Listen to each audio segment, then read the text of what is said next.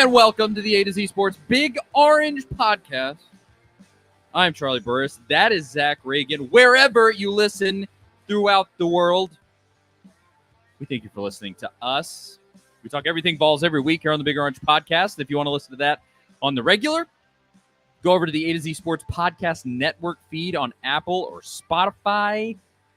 When you get there, rate, review, but you got to subscribe, because if you do subscribe, you won't miss our shows when we drop them on Mondays. But speaking of Mondays, it's not one right now because I have something tomorrow, and so we're recording on Sunday, a little Sunday show. Usually it's Tuesday. We skip a day, and then we go to Tuesday, but this time it's on Sunday. But normally, Monday, 6 p.m. Eastern Time, and you can find us live on the A to Z Sports Tennessee Vols channel on YouTube, and you need to go there. Hit the subscribe button, hit the notification bell. If you hit the notification bell, you'll be notified when we go live, and then you can join in the show. You can comment, you can hang out. We love going back and forth with everybody. It's always a blast. At Charlie_Burris, at Zach TNT, at A to Z Sports. A to Z Sports.com for all the stuff that Zach writes. Nice special. Go to that YouTube. Subscribe to that YouTube channel. We're close to 2,000 subscribers. Hit it up. We need it. All right. I can't believe that we're getting to do this show a second time, Zach. We started this show like 3 years ago. It was during COVID, or right before COVID. 4 years ago. 4 years ago for Austin and Zach, the A and Z of A to Z Sports. We started this show back then, and we are now getting to talk for a second time about Tennessee beating Alabama. One of those with Nick Saban as the coach, and now, hopefully, Lord willing, Alabama on the beginning of its descent into being a normal college football program again, and Tennessee gets to contribute. What a time to be alive, Zach. What's up, man? Yeah, what an unexpected ride this has been over the last few years, and even after some stressful weeks, you get to celebrate a win against Florida and then Alabama, and fans, are like, are they really that good yet? I mean, they haven't even played good yet, and they have wins against Florida and Alabama. It's really an insane place to be. And I do have some thoughts on that later, by the way, about them playing well, not playing well, being 6-1, and all the discourse around that. But yeah, just quite a ride to have two of your last three games against Alabama and Florida each be wins is, something in 2017, 2020. 2012, on the depths of being a Vol fan that you wondered if it would ever happen again, and here we are. Yeah, and it feels just as good as I thought it would. There's been so much. I told Crump at halftime of that Bama game that there was no world where I would have ever guessed that a Josh Heupel team goes 3 straight games without scoring in a first half. At the exact same time, there's no world I would have ever guessed in 2021 when he showed up that he wins 2 out of 4 against Bama, that he wins 2 out of 4 against Florida, that he takes you to the precipice of the college football playoff, and hopefully this year to the college football playoff. Obviously, we'll talk about that. Yeah, I mean, it's just wild times. It really is crazy. Obviously, on tonight's show, we are going to talk about all of that. That's going to be the entire show. It's a bye week coming up, and so there's no game preview for us to do, but we are going to break down everything that happened with Bama, and there is so much. There's layers to this one, and we'll get into all of it right after I tell you about the good folks at Zen Sports. Football's back, and what better way to bet on the big games than with Zen Sports? When you sign up, you'll automatically earn up to a $100 no-danger first wager. If your first bet loses, you'll be reimbursed for the amount of your bet up to $100. And for football season, Zen Sports is launching a revamped betting platform for college football and NFL. They even have daily super boosts that are 16% over their Tennessee competitors. 16%. Big stuff. Zen Sports even has a one-of-a-kind VIP rewards program where you can get comps at sporting events, concerts, even sportsbook bonuses. Check that out at zensports.com/VIP. What are you waiting for? Zen Sports has true odds on all parlays and enhanced user experience for all. So get going and download the app at zensports.com today. Zen Sports.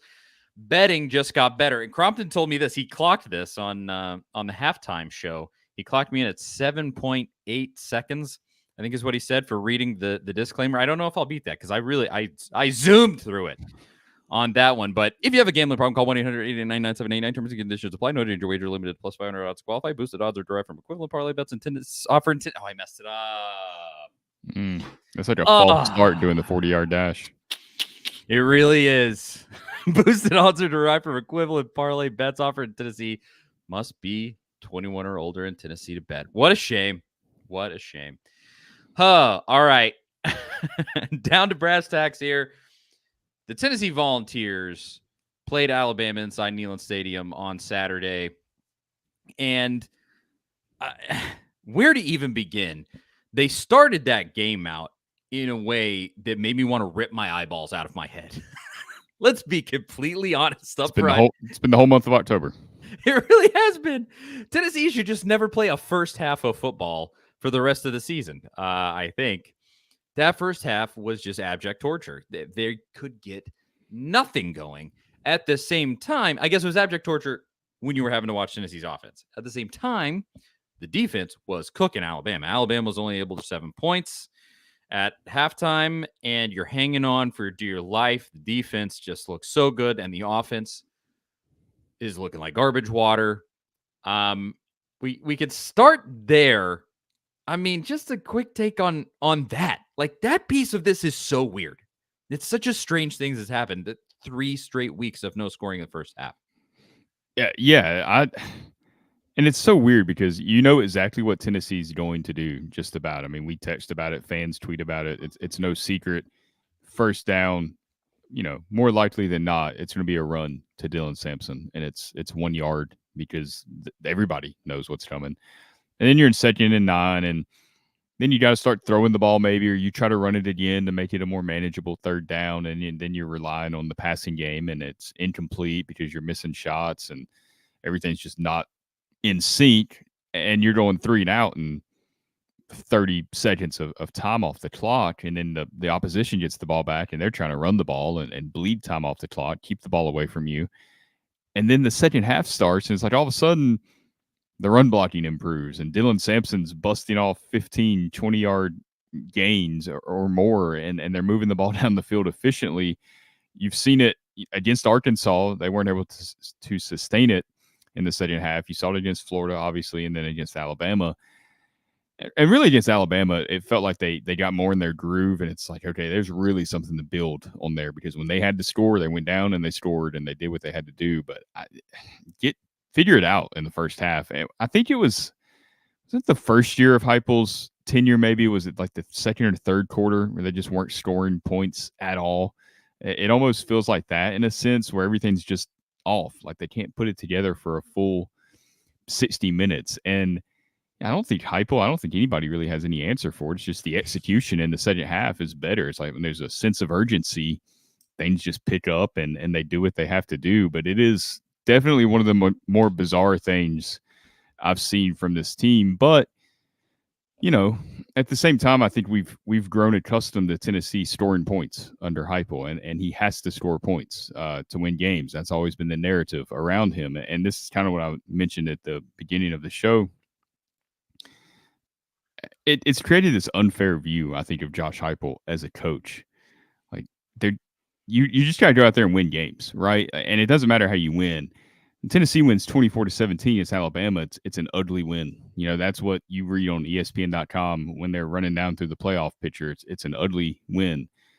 And Georgia beats Texas. What was it, 30-15 or whatever the final score was? Not that different, right? 6 points on one side, 2 points on the other side. It's just a win. You took down the number 1 team in the country. The narrative is so different, and I think it's so disrespectful to Josh Heupel as a coach, because he's there to coach the team. He's there to coach offense, defense, the whole thing, special teams. It's all on him, and his goal is just to get out of there with a win, no matter what it looks like. And lately, his wins have been looking like old school SEC wins, but because his reputation is as an offensive guy, they're ugly wins. It's baffling, and it's really unfortunate that that's the narrative, because I think this Tennessee team's actually pretty good, and I think they have a chance to get this offense going at the right time of the season and really do some special things this year. They're going to be right there in the mix if they can build on that second half at Alabama. Absolutely. I think we were texting earlier today, and I said something along the lines of Heupel is essentially a victim of his own play style that he showed in the past. He dropped 40 points on everybody's head in every game, and all of a sudden he's only scoring 25, but you're winning those football games still because he has this elite defense. I mean, he calls it elite. I call it elite because that's what it is. I mean, it's they haven't allowed 20 points in a game yet this season. It's absolutely crazy. But the narrative with that defense is that it's bailing out Heupel. Yes. But that was always the plan. He said that's the plan. Yes. And I think that this really speaks to the coaching job he's done this season. People have given him grief. Oh, the play calling and the this and the that and the whatever. I actually think it's been borderline masterful because, it's had its moments. I think the Arkansas game, there was some real abysmal stretches in there where I think just everybody was off and you got out coached and some things happened. But I'm looking at it as a whole here. Obviously, you beat Florida, you beat Alabama, you beat Oklahoma. I think where he's taken a quarterback that he doesn't, because of age, and the fact that he hasn't played in SEC games, he's taken a quarterback that he doesn't fully trust because you can't. He just hasn't had the experience yet, and he's worked him in, and it's just been this sort of slow progression. And through that, you have become 6-1 and had some phenomenal wins. Bad loss, phenomenal wins though, and now I think you saw in this second quarter, and this is what I hope for the rest of the season, maybe you've turned that corner where you might be able to start really letting Nico loose, because what you saw in that second half after that horrendous lack of offense opening the game, but what you saw in the second half was him running all over the place and in that making Alabama respect that, and that just adds a whole other element to the offense that makes it tougher to defend Tennessee, and then hitting those long throws. He did the two things that we have been begging for it to happen. I mean, I tweeted, a lot of people gave me grief in the middle of that game. I tweeted, if you're not going to use Nico's legs to your advantage and use his physicality and the gifts that he has, just play somebody else. Gaston Moore can go out there and overthrow guys. I was like, come apparently on. He can't. That's true. We did see that. I liked. I wish you would have.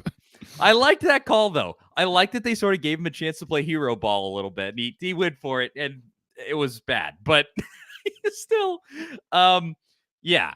But like I was just like, if you're not like, this dude is slippery. And you saw it there. There was that incredible run that set up a touchdown for Dylan Sampson. I think Nico ran for around 30 yards down to like the 6 or 7 yard line, and he pump fakes, jukes a kid out of his shoes, gets all the way down. I mean, it was just and he slips out of the hands of a bunch of defenders, and it was just excellent. I mean, it was what the sort of stuff that you saw with Hendon Hooker, except really Nico was even more physically gifted. I would say significantly more physically gifted than Hendon Hooker. And I was just so relieved to have that happen. And then, of course, he hits those big shots, and I was losing my mind. I just said, finally. Oh, my gosh, I can't believe he's actually done it. That throw to Thornton down the sideline was unbelievable. I texted it to y'all. That's one of the best throws I've seen from a Tennessee quarterback in the modern era. I mean, that was great catch. Yes, it was. He's rolling out, throws it across his body on a rope, drops it in so perfectly. And I was just like, oh, there it is. There's a thing that we've all been hoping for. It's actually there. It's in there. Holy cow. And that the relief and the fact that it really vindicated those conversations that we've been having, where we've just been continually saying, well, if he'll connect on those passes, you could really do something here. You could really do this. Please, can you do this? Please, can we connect on these passes? And he finally did it. It was awesome to see. Yeah, and when it comes to Nico and those passes, I mean, obviously that's the biggest thing that I think we've all noticed is he's missed some shots with guys open. It happened in the first half. He had Brew, Squirrel. He kind of overthrew, and Squirrel had some catches he probably should have made as well. Just everything not really being in sync there. But several Brazel a couple times. I think with Nico, the thing that most of us have noticed is that when he's on the move, he seems to be way more accurate. I mean, some of his best plays this season have come when he's on the move. Well, that's not always going to be the case, right? I mean, and you don't want that to always be the case. You got to be a pocket passer, and you need to be a pocket passer and hit those shots. I think it really just comes down to when he's on the move, he's a little more confident. He's playing free. He's loose. He's not really thinking about, I got to put this ball right in the right spot. He just, it's muscle memory at that point. He's firing it down the sideline to Dante Thornton, and it's on the money. And I think right there when he's in the pocket, I think there's a little bit of that overthinking, pressing a little bit, thinking I've got to be perfect and hit this. And you're never going to play your best football when you do that. I remember Joey Hosley when, Hendon Hooker came in and started games in 2021. He said, Hooker was so businesslike all the time, and they really had to get him to flip that switch to, you're having fun. You're still being a competitor out there, but you're having fun. You're just letting it rip. I mean, you're not thinking about it. You're just going. You have to play that way, really, in this offense to make it work, because you're not going to hit every deep shot. I mean, throwing a ball 50 yards down the field on the money is not something that many humans can do, and the ones that can are going to miss it from time to time. And I think some of that was with Joe Milton, had some of that in him as well, was responsible for some of his misses. But if Nico, like once he got hit, that hit where Gaston Moore came in and then the bad interception where he probably just should have thrown it out of bounds or ran whatever instead of trying to get that pass off because nobody was open in the end zone. After all that, it was almost like he took a deep breath and was just like, all right, let's just go play. And he seemed much better after that. The running, like you said, when I saw that, I was like, you can tell right now when he's taking off, he's pump faking and juking guys. Now he's playing confident. And when he plays confident, I think he can be as good as anyone in the country. I think we see that really high ceiling. And look, I mean, he's 19 years old. Like, he's got to get there. He's coming into a situation where he's playing Florida, he's playing Alabama, Oklahoma, on the road in the SEC for the first time ever. And he's not just the random backup quarterback that Florida puts in and eats you alive as a true freshman. He's coming into these games with the weight. He's coming into these games with the weight of all this pressure. Like, everyone's expecting me to do something special. They're not expecting me to be a game manager and just win the game. They don't want to see turnovers and this and that. Like, I'm supposed to be this 5-star guy that was the number one player in the country. That's a lot of weight, and none of that stuff matters once you get in the game, obviously. But I think all that's really hard for anyone to manage, let alone a 19-year-old, no matter how elite they are mentally, physically, all that, emotionally.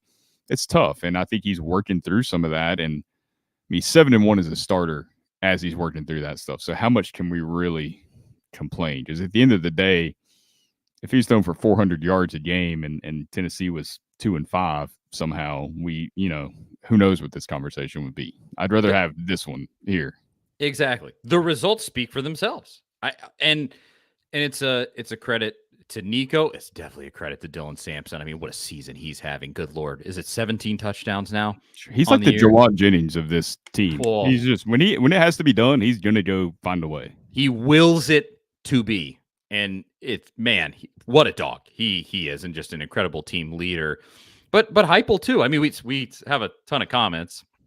Vols fan 80 says, I think Heupel has become a really good head coach, but is he really an offensive mastermind? I don't think you even necessarily have to have that conversation that much, because I think that piece about him being a really good head coach is correct, and that's what matters. I don't care if he's an offensive mastermind. How many offensive masterminds are sustainable for a decade? I mean, you've got to continue to evolve and new wrinkles and find new ways. Right. And we've seen that throughout college football, these ups and downs for these guys. Like, even Mike Leach had ups and downs. Lincoln Riley right now. I mean, it's, Gus Malzahn. It's tough. It's really tough. Hugh Freeze, it's tough to keep that up because defenses adjust. There's some really smart defensive coordinators out there, and they're mixing things up, giving you different looks. I mean, that's a hard thing, no matter how good you are, to sustain that all the time without some peaks and valleys.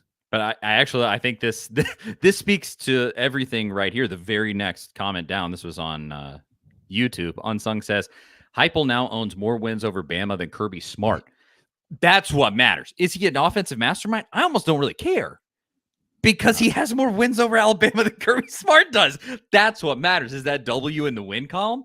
and it is more than it's not, and that's ultimately what it comes down to. And I think that's why I say he's done a really excellent job so far this season, even given that crappy loss at Arkansas, because you are pulling out these wins with the dudes he has. And you're having these garbage first halves where probably if you don't do that, you might be blowing these teams out. And that's kind of conversation I want to have in a little bit about sort of where this goes from here.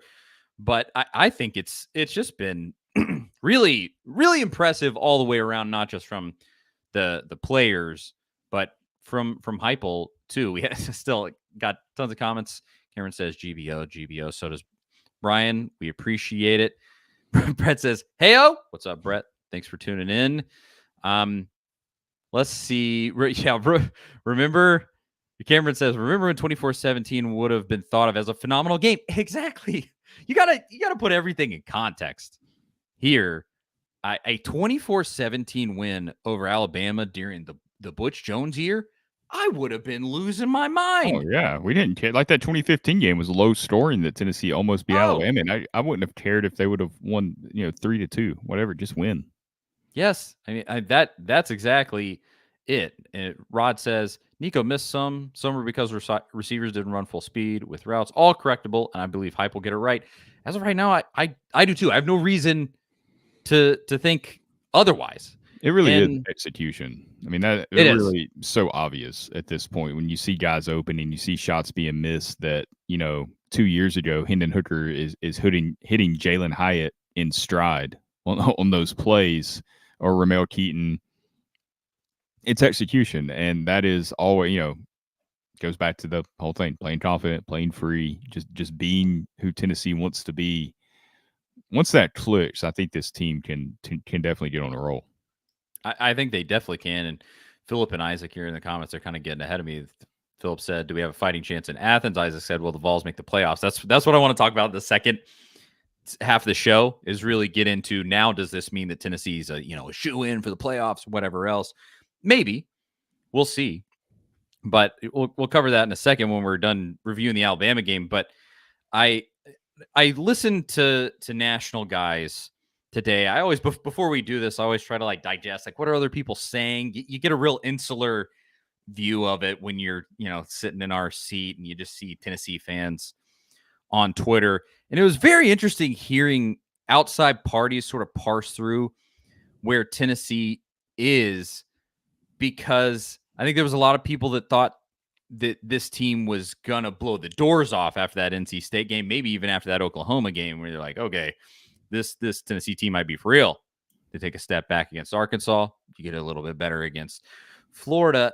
And now you sort of see the pieces with Nico where you go, oh, is this, is that real deal in there? And I think it might be, but and yet you still get people. I don't know if Jeff's being funny here. I don't know. He says Nico sucks. I mean, I'm sorry. What did I watch in that second half of that game besides Nico making the plays when it mattered? Does that mean he sucks? That he made the plays when it mattered and won the game against Alabama? I don't know. Maybe our definitions of sucks are different here, but interesting take. But there are, and probably the most encouraging thing out of all this, you already sort of said this, Zach, and some folks are commenting, like Randy says, where is Mike Matthews? And Philip says, not enough Thornton. You are 6-1. You beat Florida and Alabama in back-to-back weeks, and you haven't played anywhere close to your best football. That is, it kind of makes my heart skip a beat, where I go, if you put this together, I think they will at some point this season, you could really be on the brink of something here, especially, like a playoff run, playing right at the right time. You kind of have a March Madness vibe to what you can do now with the 12-team playoff, where it's okay, if you're playing your best football right at the end of the season, you might mess around and win a national championship, and that's the chance that you have. And I hope they can actually do that. Yeah, I think these last two wins were definitely character building wins, and that win at Oklahoma as well, and really the loss at Arkansas, just not in the way that you really want to build character. But and you had to come down from 10-0 against Florida, against a rival, and come back and win that game. You're down 7-0, shut out at halftime against Alabama. You've got to fight back into both of these games when things just really haven't been working. Your defense never gets frustrated. They continue to play at a high level. You did it this week, without Keenan Peely, unfortunately, but that's super encouraging, I think, to have that performance against Jalen Milroe, against this Alabama offense that really against Georgia completely outclassed Georgia for much of that game. And then when Georgia was coming back in that game, and I think a lot of us, I thought Georgia's about to win this game. They managed to hold on. This offense, Alabama offense is kind of like the Tennessee. When it does click, it can be really explosive. Now, I will say with Georgia, I think Ryan Williams obviously did a ton of damage against them. I think they played Alabama early enough in the season that everyone was like, yeah, this is a talented 17-year-old kid, but he's 17. How much damage can he really do? After that Georgia game, the secret was out a little bit, and you're kind of game planning for that guy a little bit more. He still had a decent game against Tennessee, like 7, I think, for 80 yards or something like that. A really nice juggling catch in the end zone. But Jermod McCoy, I mean, the job that he did, I mean, that's shutdown corner stuff.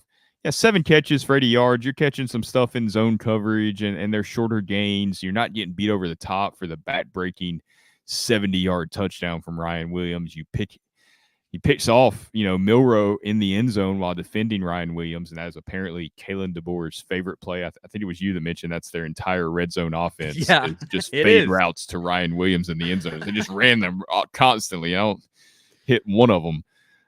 But the way Jermod McCoy played against what might be the most talented receiver in the country, I mean, he's a shutdown corner guy. I mean, that is huge. That's something that Tennessee has not had. Alontae Taylor was probably that. Cam Sutton.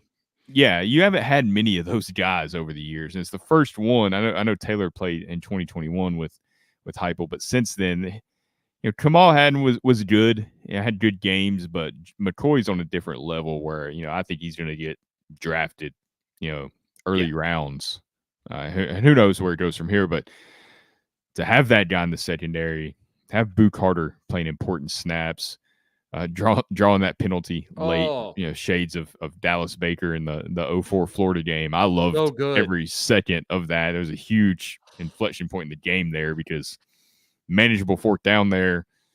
I don't want Jalen Milroe to have the ball on 4th and 7 in any part of the field. I know what happens in those situations. So just James Pierce showing up in a huge game. So many people have been like, where's James Pierce? I think he had 2 sacks. There's so much good to take from that defensive performance that really focusing on the offensive struggles almost feels like we're disrespecting their defense in a way because they deserve so much credit for this win and where they're at this season. And that's why the ceiling of this team is so high. You put this defense with the 2022 team, I don't think they lose a game in 2022 if they have this defense and South Carolina maybe doesn't have Tennessee signs or whatever happened that night in Columbia. Yeah. That I think that's really fans should be people get. I know most of the fans here are pretty optimistic, but you see some pessimism from the fan base because of the offense. I'm like, this defense should have you extremely excited. This is late 90s type stuff that we just haven't seen in a while. It's what we thought we were going to get with Jeremy Pruitt, when he was hired in 2017, 2018.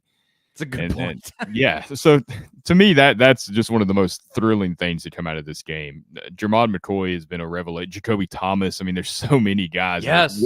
Of course, Will Brooks. How can we not mention Will Brooks? That beyond the game-saving interception, he had a really good overall game, period. That shoestring tackle on Milroe, man, it was a touchdown saver. You see Arian Carter talking about Will Brooks and how much he loves playing beside him in the post-game press conference. If you watch the interception at the very end of the game, Arian Carter's the first guy there kind of hyping him up. That tells you all you need to know about how close-knit this defense is. For all the talk about the offense, man, this defense is elite, and it deserves to be celebrated. There are sort of 3 elements that need so much credit. We can talk about Nico all day, and it's the biggest story because he's the quarterback and everything. And Dylan Sampson should be right there too. And frankly, at a national level, he is getting nowhere near the talk that he should. Crazy. Yeah. And, I mean, if Ashton Ginty didn't exist at Boise State, this would be full blown 100%. This would be a Heisman campaign that Dylan Sampson's on right now. It should be already, but this is Tennessee, and we're never going to win a Heisman Trophy, no matter how good players on this team play. so Ashton Ginty is that guy. But I mean, it's absolutely just 17 touchdowns. He's one touchdown away from the all-time record. They played what, 7 games? That's just so crazy. But there are three pieces that deserve so much credit. One is the defense. I mean, you hit it there. Every single bit of that. Tremont McCoy, Boo Carter, Will Brooks. I mean, go down to Amari Thomas, Omar Norman Lott. Like James Pierce. Every single bit of that from top to bottom. Those dudes played their absolute butts off and brought it the entire game, and it was just so encouraging to watch. And I can't get over the thing with Boo Carter. That was so good. I love a moment like that. Classic moment. I mean, that's lore. That goes down in this third Saturday in October lore. I was always, and I love it so much because I'm a trash talker, and I was a basketball guy growing up, and I always loved when you could work somebody up so much that they get a technical. That's just it's the absolute best, most gratifying feeling. It was so good seeing that happen. I love that. I love that for him. That's play of the year for him so far, even though he's made some actually really good plays. But the defense as a whole deserves so much credit. The offensive line played with some serious pride, and they brought it in this game. Lance Hurd played so much better and really protected. And after things loosened up a little bit more, they were blocking better for the run game. They weren't at the beginning of the game. Nobody was really playing excellently, but as the game went along and just they started wearing Alabama down, that they just got better, and that was so encouraging to see. So the offensive line you can't overlook, especially with how much I think so many people have dogged, including us. Have dogged Lance Hurd and John Campbell. And I mean, even Spraggins hasn't played that well. And Karich and Cooper, probably your two best dudes, crazily. Karich had a couple real nice blocks on the interior, I noticed yes. Saturday.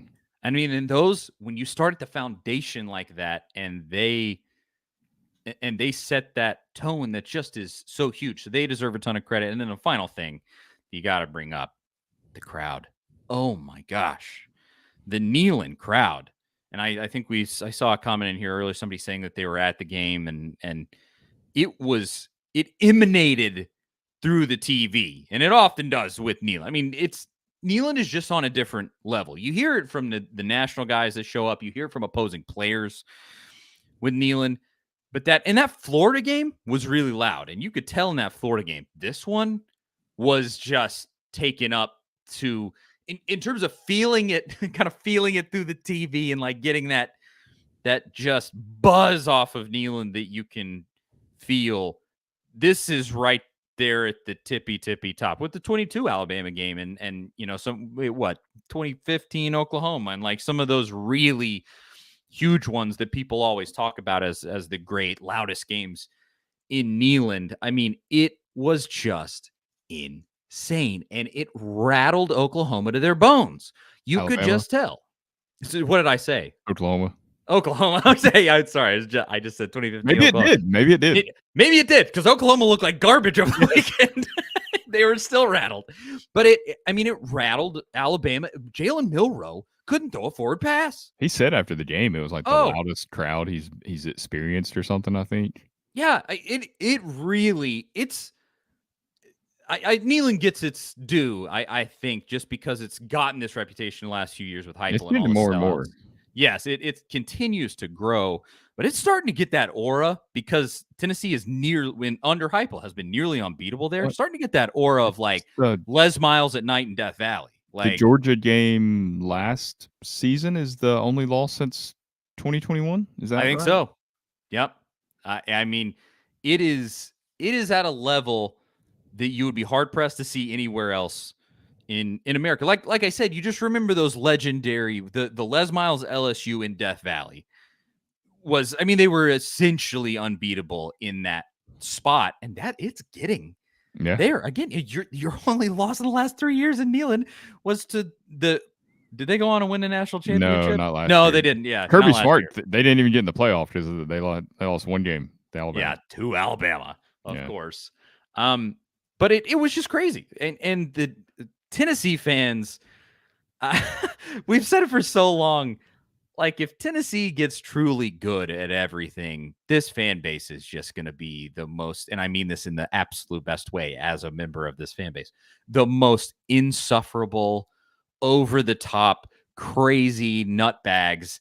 And it's bearing itself out. You give these people a reason to cheer their loudest, and they're going to show up, and they're going to get greased up with booze, and they're going to do it, boy. I mean, it was just unreal. And you can't give enough credit. Tennessee fans deserve every single bit of this. Everything that's happened in the last few years, it has just continued to be so gratifying. How much do you think that Kalen DeBoer fake quote about not being worried about the noise at Neyland that was all over social media this week? How much impact do you think that had on the fan base? I think it was real. There's a total Michael Jordan moment there. Like, it really was. This crowd took that personally. They really did. Because I have multiple instances throughout this week where I just spoke to people about the game just in random, during the day. And they were like, oh, did you see what Kalen DeBoer said about that? It must have gotten to Facebook, and gotten out somehow, and it was perceived as real. I think my dad said it to me. He thought it was real, and a couple other people were just like, "Oh, did you see what he said? The stadium's probably going to be crazy this weekend." And maybe it really whatever did. It takes. I do not care. Sometimes you gotta be like Kirby Smart has been in the last few years, and you just gotta make stuff up sometimes to try to motivate your team. Whatever works. I don't care. I'm just, man, it's so good. Also, Tony said we're not reading comments. I just read a ton of comments. Tony, you're just late. He kept asking about NIL and I don't care about. We're not talking about NIL. I'm not talking about that. This is my show. I'm gonna talk about what I want. Real quick, NIL transfer portal has brought parity to college football. Yeah, whether you like it or not, it doesn't matter because it's not going anywhere. The product you see is what you're going to get. But I think it's brought parity, and we're seeing it this season with how crazy this thing's wide open. And we'll get to some of that in a minute, but this whole thing's wide open. Your number one team in the country, or number, Oregon, Ohio State, number two. Ohio State hasn't played. Their best wins are Michigan, who's not good, and who else? Who else have they beat? It was Michigan State, maybe. Ohio State. Well, Ohio State hasn't played Michigan yet. They beat Michigan State. They beat Iowa. That's what it was. Yeah. Yeah, and then they lost to Oregon. So and then Texas at number 5, they've beat Michigan and nobody else really at all. So Mississippi State or something. It's wide open, and I think that is completely because of NIL and the transfer portal. So whatever you think of it, don't really matter. It is what it is. It's not going anywhere. Yeah, I mean, philosophically speaking, we've hashed out NIL here plenty, but I think you're exactly right. You just look, Vandy beat Alabama, and I got to take a little victory lap here. Speaking of comments from last week, there was a whole set of people that came on here and gave me grief. And in the comments after we posted the live, we put the video on demand on YouTube, and I kind of went on a mini rant at the end of the show last week, and I went, "What has Alabama showed you that they're going to come in here and kick Tennessee's butt? What did they do? Was it the loss to Vanderbilt? Was it almost getting beat by South Carolina? Which one of those was it?" And people were like, "Oh, some guy said I was out over my skis or some garbage like that." Where you at, buddy? Come on down. Tell me. Just go ahead and tell me what happened in this game. Alabama looked like a team that lost to Vanderbilt. It's what they look like. I'm sorry. Again, sorry. I had to do a little. Always got to take advantage when I'm right. I wasn't feeling too confident. I was very, very unconfident right before the game yesterday. Yeah. And I don't know if that was just the battered ball syndrome, or thinking, what we saw against Georgia might happen and Tennessee doesn't start scoring points. I was thinking worst case scenario, but yeah, I mean, obviously Alabama is not the Alabama of old, and they're not. All these Alabama fans that thought Kalen DeBoer was going to come in there and just pick up right where Nick Saban left off. I mean, that was never super realistic. They're two completely different coaching styles, and DeBoer's in a weird spot where he's trying to do things like the Nick Saban way, his version of it, and it's never Yeah. going to work. I think I said it last week. It's never going to work. Go be yourself, whatever you were at Washington. That's your best chance to succeed at Alabama. Don't try to be what Saban built. It's never going to work. There's an Alabama fan that I follow on Twitter. He's like one of 3 that I can stand. And he was tweeting after that game, and I think it was him. He tweeted a video of Nick Saban screaming at a player, and went, "This is what I want to see when Alabama's players screw up. DeBoer will never do this. This is why he stinks." I was just saying stuff like that. I mean, why'd you hire that guy then? Like, he's going to do the stuff the way he did it. And honestly, at this point, most coaches aren't that way. Kirby Smart is. And that's all. Like, in terms of elite college football, there aren't a ton of guys that are like that are just, dictator, With the screaming. portal, it's pretty tough to do that these days. That's not really the direction that the football's. And honestly, on the way out, Saban had kind of toned that down a good amount. He was still a screamer, but it got progressively less as it went on.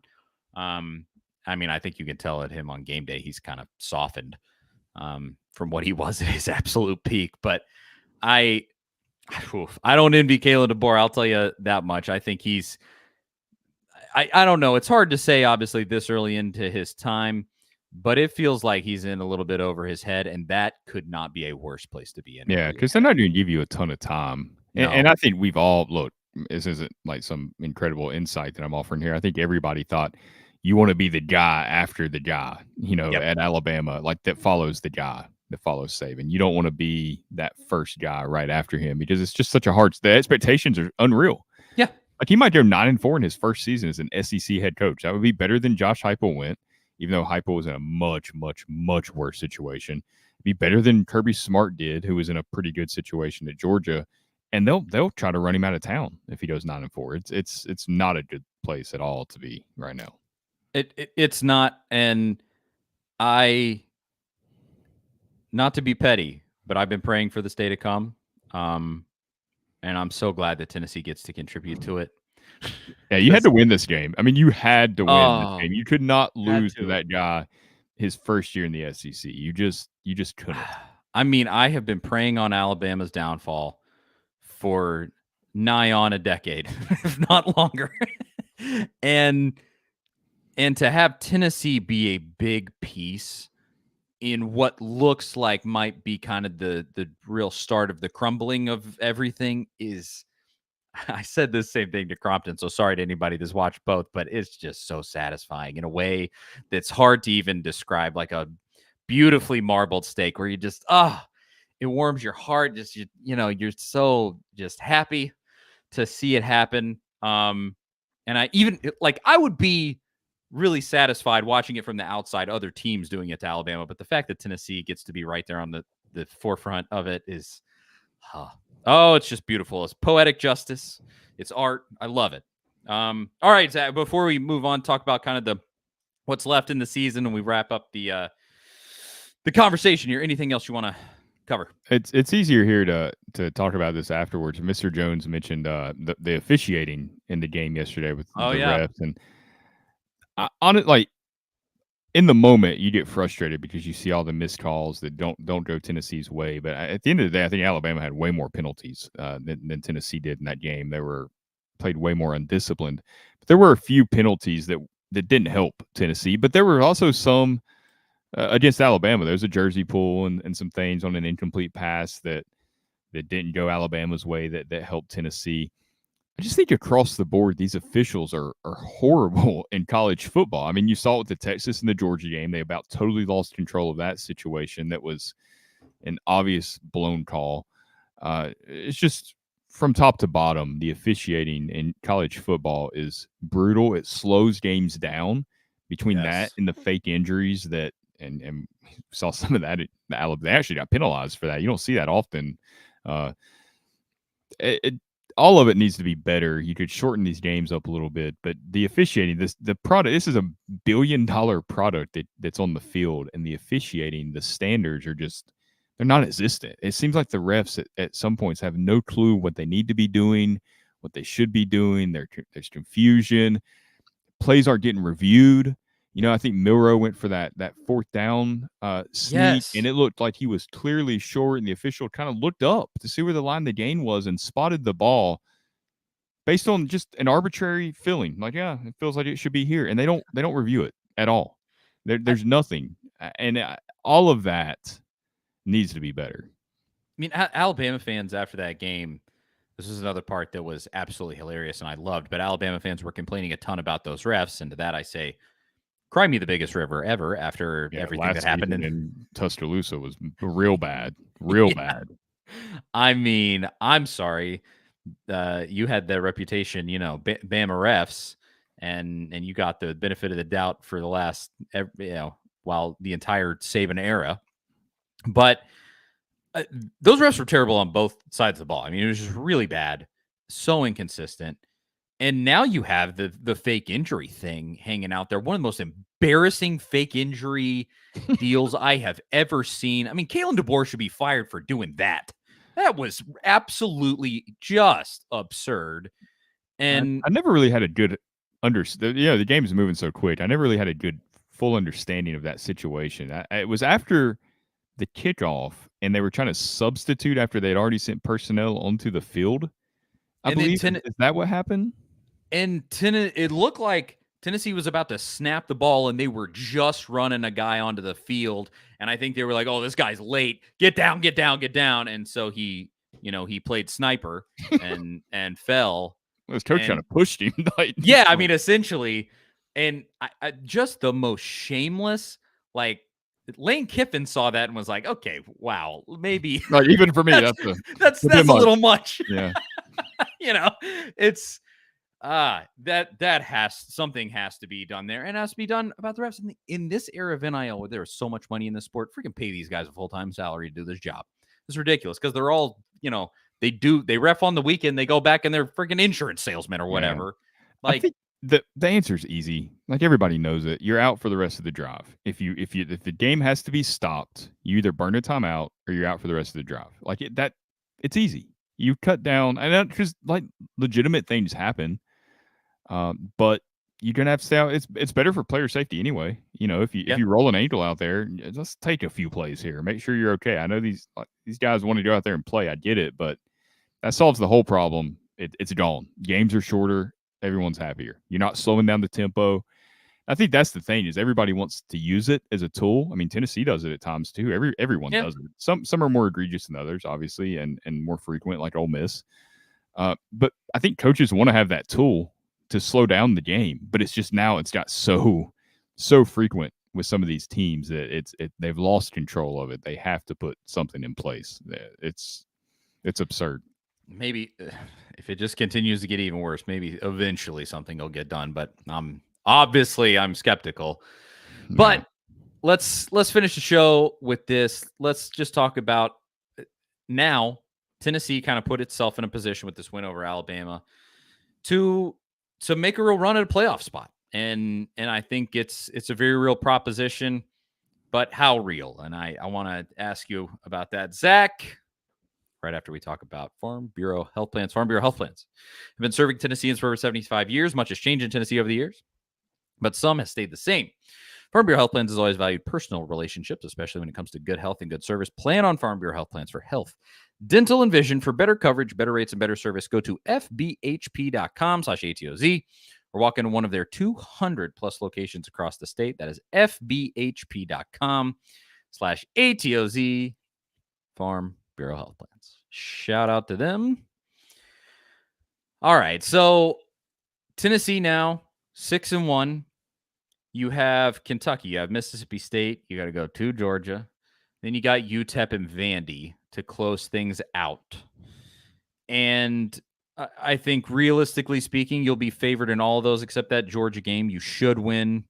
Should. That's a big should asterisk beside the should in italics, Should win all of those except that Georgia game. And those percentages have been coming out. The percentage chance that Tennessee will make the playoff. And it means nothing. Yes.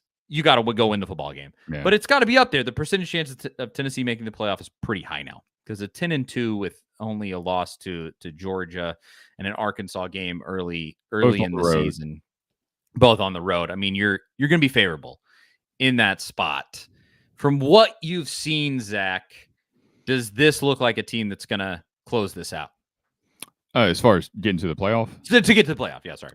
I mean, yeah, on paper, they're almost in the playoff, right? But on paper, you beat Arkansas and you're, 8-0 right now, or 7-0 going into your bye week. So those are tough games. Kentucky won't be easy. Mississippi State gave Georgia a game. They're getting better. Vanderbilt's already knocked off Alabama. Luckily, the games that you have to go win, like the Kentucky game, the Mississippi State game, they're at home. UTEP is at home, a game that you should easily win, but it is the guy that was at Austin Peay last year, and we know that he can get a little a little weird out there, but I think Tennessee will be a little more well-suited to handle that guy this time around after they've already seen him once. So, that Vanderbilt game, being at Vanderbilt, that's not really like playing on the road. I know that they beat Alabama at home, but it wasn't because of the atmosphere. It's just because Alabama didn't play well, and Pavia played well, and Vanderbilt played well. So everything like this is the favorable part of the schedule. You wanted to get to this part and be at least 6-1. You thought it would be 6-1 with maybe a loss to Oklahoma or Alabama, but whatever it looks like, you're still 6-1. And I think, look, they can beat Georgia. I probably wouldn't pick them to beat Georgia. I mean, I didn't pick them to beat Alabama this past week. We'll see. That game gets a little closer. But realistically, a first round bye is like still on the table. You control your own destiny to the point where you could still be a top 4 seed if this offense starts clicking. I'm not saying that's what I'm predicting by any means, but all that's still out there for them. And if you lose to Georgia, but you're 10-2, I mean, you've got to be in there and like one of the last at large seeds. You'll be playing on the road in the first round, which obviously is not going to be easy for this Tennessee team. You really want to host a home game if you get into the playoff. I mean, if you get in, you might as well try to win the thing. You get in the tournament, anything can happen type deal. But to me, like it's feeling like it did in 2022 after you beat Missouri, and you just got to take care of business in these games, and you're going to be in. So they can't let that mindset get into the locker room at all, because we've seen what happens before when that happens. Really, these playoff projections and scenarios, they don't mean anything till you get to the end of the season and you can look back at the whole, like, okay, here's what you did. It doesn't mean anything until you get through all those games. But for us that we get to talk about it and don't have to worry about going and playing in the games, like, yeah, I'd put the percentages pretty high that they finish this off and get into the playoff, as long as they don't have some nightmare game against Kentucky or Mississippi State that we don't see coming. And since those games are at home, I really don't think that's going to happen, especially you come off this bye week and you really get this offense back where it's supposed to be. They've already had one bye week that Dylan Sampson said they didn't handle well. And Nico said that Arkansas game brought the locker room closer together. You've battled through adversity and you've beat Florida, you've beat Alabama. Realistically, if the offense starts clicking, everything you've been through to this point in the season is the absolute best thing that could have ever happened to this team, because they haven't been able to cruise. In 2022, they hit adversity late in the season when they never hit any hardly in the first part of the season, outside of that early game against Pittsburgh that they had to win in overtime, and that close win against Alabama, I guess. But that felt different. This team's just been through so much already that's galvanized them. I think that makes them even more dangerous. Now, we'll see how it plays out. It's tough to predict these things, but I like where they're at, and I think the potential's still there for some really special things, even though this season hasn't gone maybe the way we thought it would to get to this point. I think that compared to 22, you don't have the glaring trap game. I would say I look at that Vandy game, and if Vandy keeps Pavia healthy all the way till then, at which that ain't a trap game after they beat Alabama, though. I don't think. That's true. Yeah, you're going to be looking squarely at that one, A1A. But I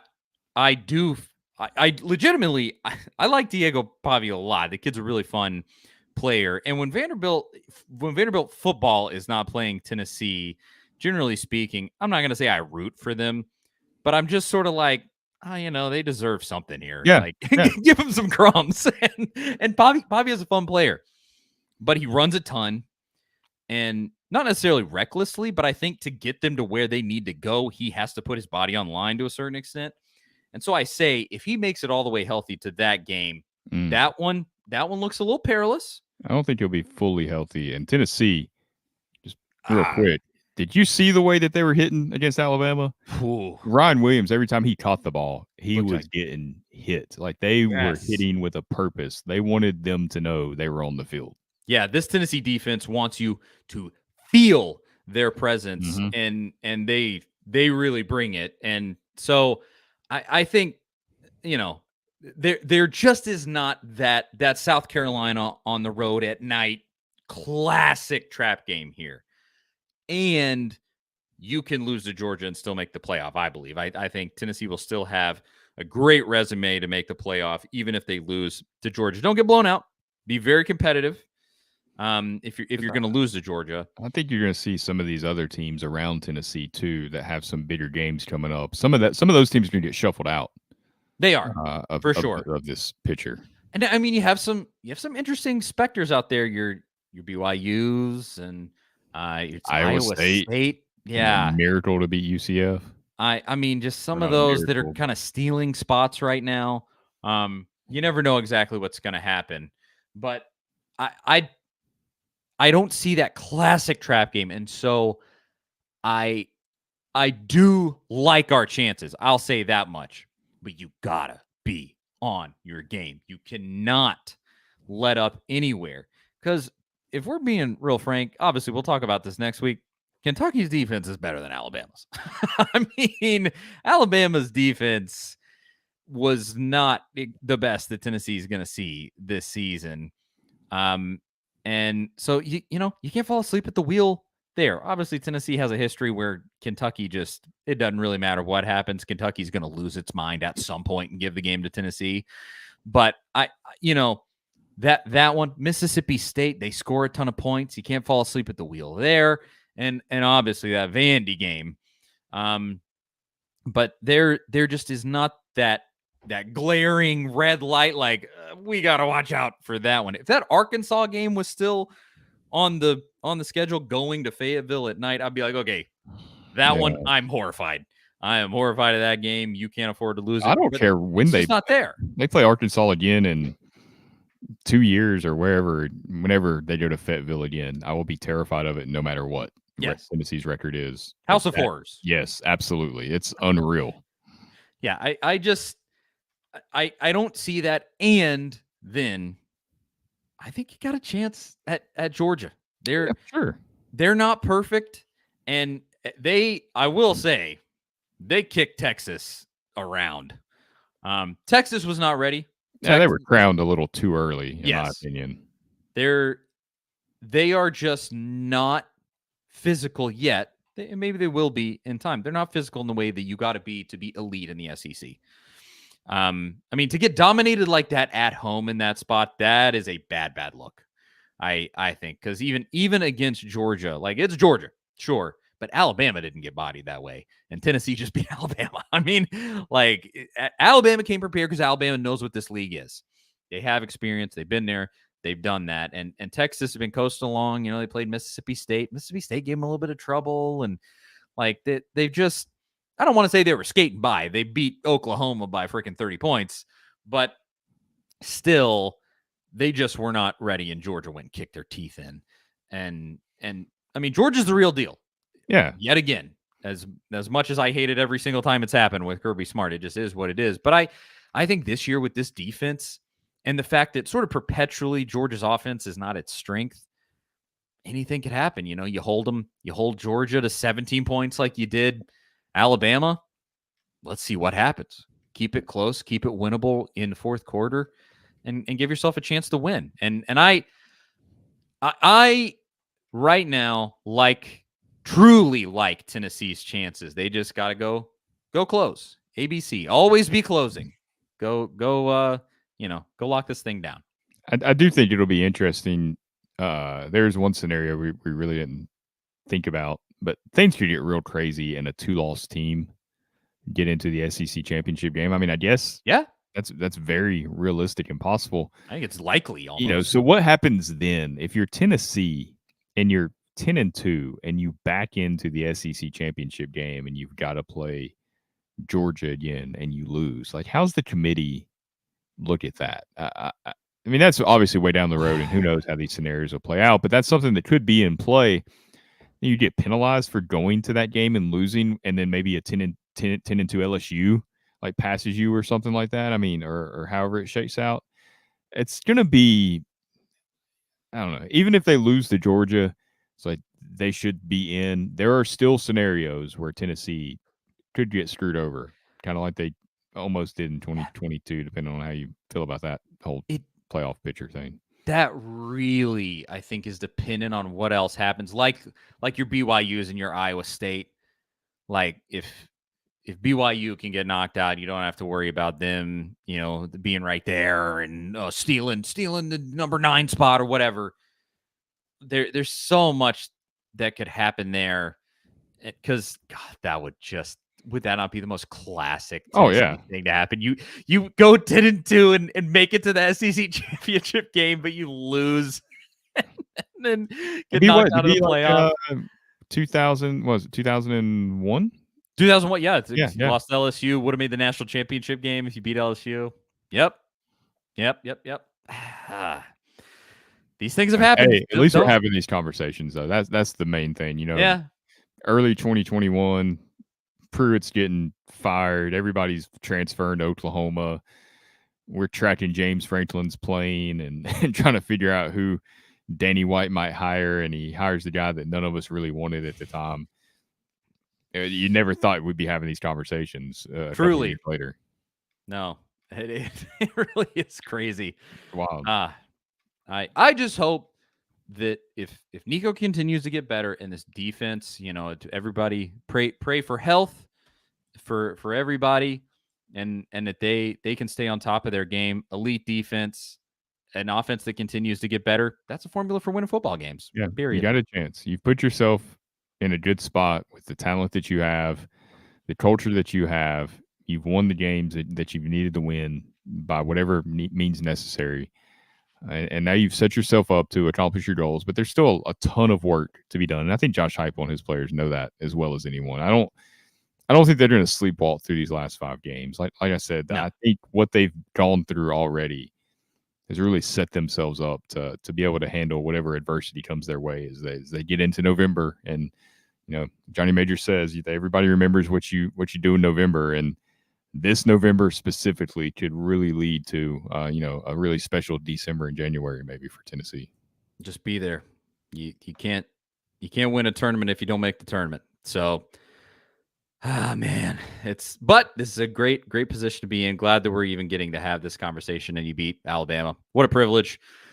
I think that's a show. Anything else for the folks at home, Zach, before we bounce? Yeah, that should do it. Let's enjoy the bye week. Let's enjoy a week off. Coming off of wins against Florida and Alabama, you get to exhale for a minute if you're a Tennessee fan. Relax. Watch some college football next weekend before getting into Kentucky week, which is always fun. It's always a fun week.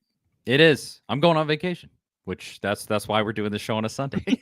So, and hey, listen to Chris here in the comments. Says, hit the like button for our boy Burris. Hey, for Zach too. I appreciate that, Chris. And I appreciate every single person for watching, even the silly Alabama fans that popped in.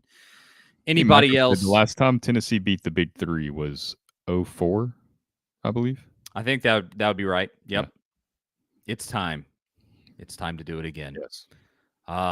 No time like the present. All right. Charlie Burris, Zach Reagan. Thank you to everybody for watching. We literally could not do it without you.